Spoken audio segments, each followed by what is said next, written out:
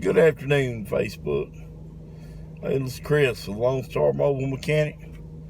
I wanted to just kind of touch base with you guys and talk to you this afternoon.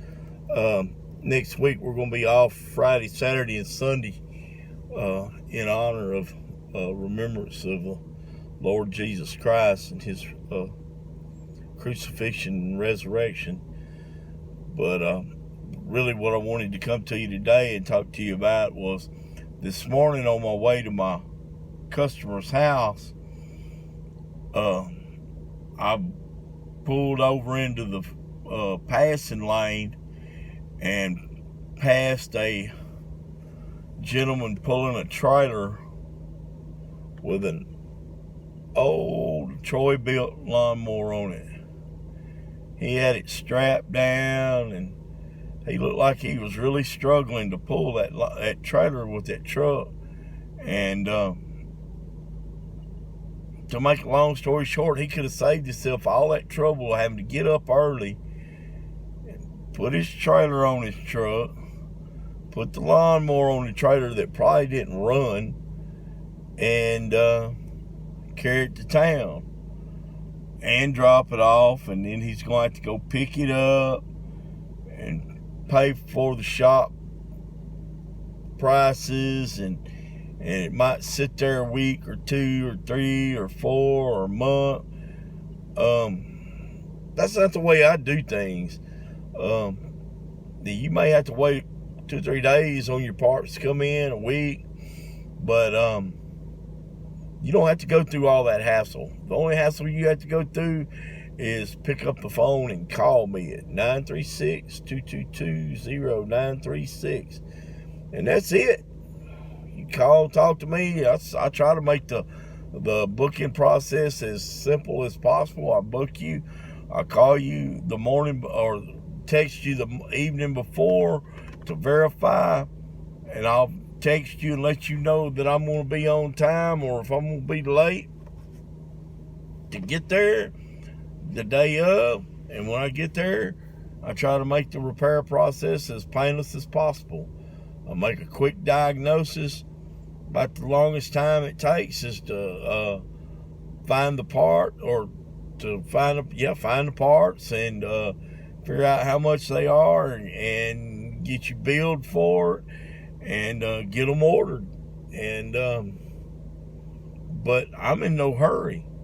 I'm in no hurry to get you to leave your house. I'm perfectly fine.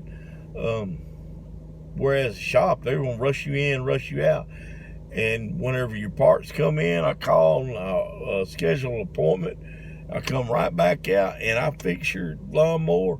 It's never left your house. It's not sitting in somebody's shop for weeks at a time. It's still been on your place. You ain't got to worry about nobody vandalizing it or it's sitting out in the weather where it's not supposed to be or anything else. It's all yours. And I get it fixed. You write me a check and I'll leave. It's as easy as that. And I kind of felt sorry for that old man that was hauling that Troy-Bilt lawnmower to town to get it repaired, because really it looked to me like he should have been driving to town with an empty trailer to go buy him a new lawnmower, to be honest with you. And he ain't no telling how much he was supposed to go spend on this lawnmower. But anyway, that's his preference. I'll fix those lawnmowers too. But your generators, we work on them. We come right to your house and work on your tiller, your ATVs, your boat motors. If they need serviced, we'll come out and service them. 4-stroke, 2-stroke, it don't matter. We don't do a lot of boat repairs because there's just too much time consumption in there. It takes a full day to do a set of carburetors on a big boat motor, and it's just a little bit too time consuming. That's a place where, that's something that you really should be doing in a shop environment anyway. engine rebuilds and stuff like that, we do that during the wintertime.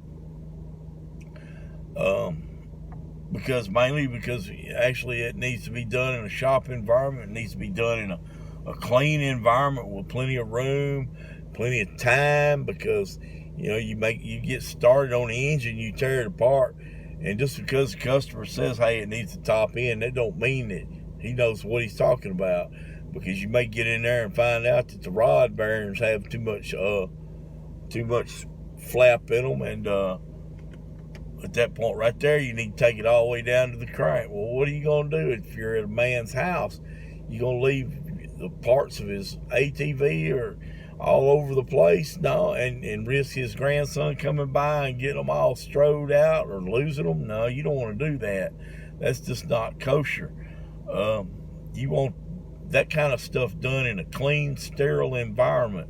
Trust me, I know. I've worked in plenty of engine shops.